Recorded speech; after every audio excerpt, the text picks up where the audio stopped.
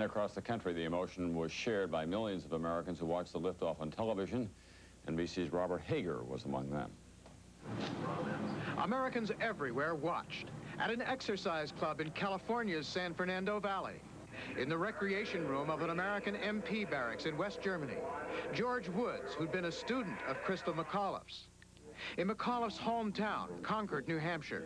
I'm scared. In Korea, where some U.S. athletes stayed up until after 1:30 in the morning to watch.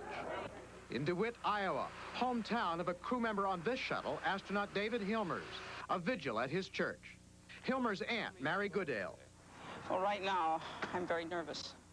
At Port St. John, Florida, where students at Challenger Elementary School, named in memory of the last shuttle, had made green hats, green for go on this launch, the students would be able to see the launch on the horizon from their playground.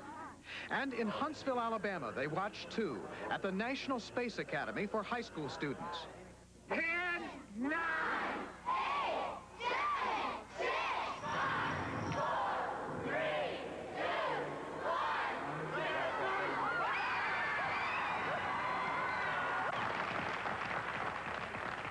But now, a time for tension. Would the booster rockets work properly? At NASA headquarters in Washington, civil servants who've given years to the space program. A space agency secretary, Pat Boswell. And to sit here and see this one go up, and I say, is it going to make it? Is it going to make it? You know, and then, like when that separation of the booster and the shuttle, that was just like tension all went out. It's just like everything just drained all at once, you know. Cheers everywhere.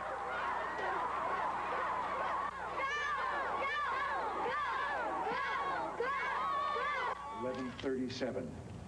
The Space Shuttle Discovery lifted off at the Kennedy Space Center.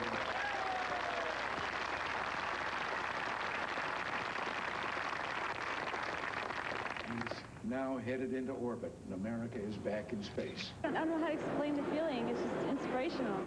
Words just won't explain my feeling when I saw that soar off into the wild blue yonder. It was beautiful. In Concord, New Hampshire, another Krista McAuliffe student, Ann Ramos. What would Krista McAuliffe be saying if she had seen today's launch? She'd probably be psyched that, you know, everything went all right, you know. Tonight, Americans everywhere seemed psyched. Robert Hager, NBC News, Washington. Two senators who have been in space were here today at the Kennedy Space Center as well. John Glenn of Ohio, the first American to orbit the Earth, and Jake Garn of Utah, who flew on an earlier shuttle flight. When the light winds at high altitudes threatened to postpone today's flight, Garn said if NASA could only convene the Senate at 30,000 feet, they'd have more than enough wind to launch. The Soviet Union also has a space shuttle, which it has kept under wraps until today.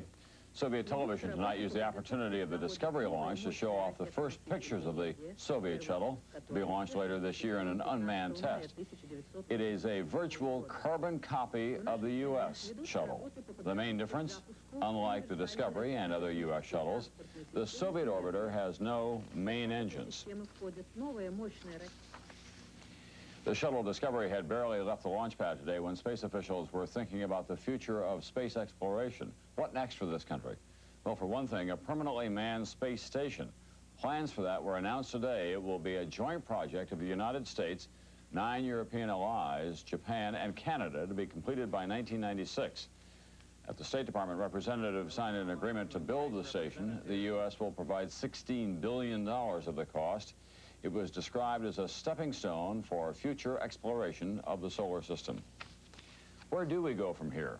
Well, NBC Science correspondent Robert Bazell is back with us now. Bob, how critical is a manned station to the successful exploration of space? Well, Tom, that's a very important question. A lot of people believe that the United States does not have a coherent policy about sending people into space. Should we go back to the moon? Should we go to Mars? NASA wants a big space station, but others think we should first decide where we're going from there.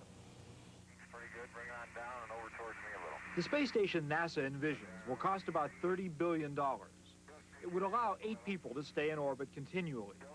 The station would be used initially as a laboratory to study the effects of weightlessness and to observe the Earth, and later possibly as a stopping point for missions to the moon or other planets. But the station has become a focus of debate, both within Congress and among scientists. Congressman Bill Nelson favors the space station. I think that is the next logical step. It is not an end goal in itself. It is another means by which we move up and out.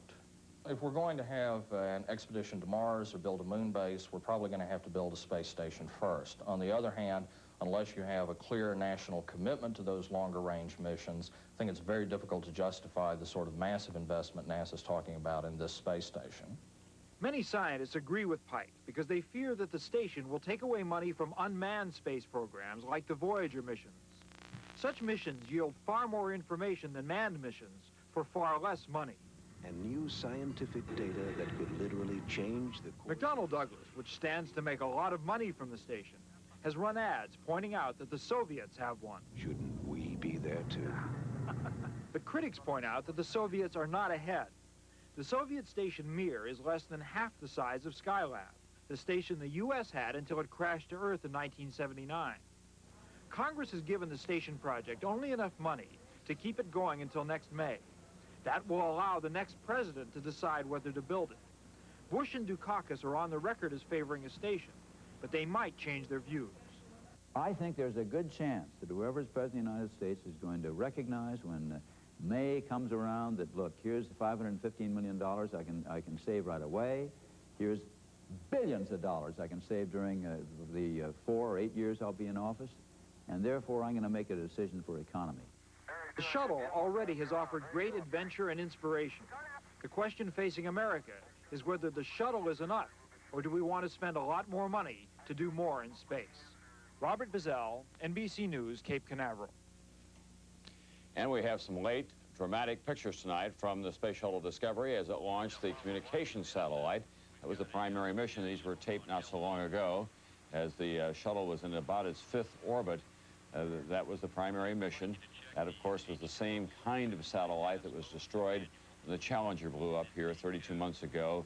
It's a crucial link in communication for most of the space systems that are used. And so this was an important operation for the Space Shuttle Discovery. In fact, it was the only major operation that would be conducted during this effectively 4-day test run. But you never tire of those pictures, seeing the Earth's horizon there in the background, the curve, and then the darkness, the void of space. However you feel about America's future in space, this was a day to celebrate courage and achievement. When last we looked into these skies together, we shared a horror, a real nightmare. Today, a triumph, a breathtaking combination of power, design, technology, and most of all, human spirit. Good night from the Kennedy Space Center.